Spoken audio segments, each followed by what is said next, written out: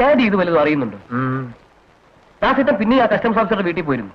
ഇത് രണ്ടാമത്തെ തവണയാണ്. ചന്ദ്രു, ഇവിടെ എന്ത് നടന്നാലും ഞാൻ അറിയും. മനസ്സിലായോ? ദാസേട്ടൻ അവരുമായിട്ടുള്ള അടുപ്പം ഇങ്ങനെ തുടർന്നാൽ നമ്മൾ എങ്ങനെ വിശ്വസിച്ച് വരെ കാര്യങ്ങൾ പ്ലാൻ ചെയ്യുക? ഒരു വാക്കൊന്ന് ചോർന്നാൽ പോരെ? നിൽക്കുന്ന സ്ഥലം കാണൂല. കഴിഞ്ഞ തവണത്തെ അനുഭവം ഓർമ്മയില്ലേ? വേറൊന്നുമില്ലെങ്കിലും ഒരു മുൻകരുതലെന്ന നിലയ്ക്കെങ്കിലും ദാസേട്ടനെ ഇത്തവണ നമുക്കൊന്ന് മാറ്റി നിർത്തണം. മാത്രമല്ല മുതലാളി, ചന്ദ്രനും കാര്യങ്ങൾ നടത്തിയ ഒരു പരിചയമാവണ്ടേ? ഇത്തവണ ഞാൻ പോകാം. ചാർലി ഉണ്ടല്ലോ. നിങ്ങൾ ആരും പോകണ്ട, ഞാൻ പോയിക്കൊള്ളാം.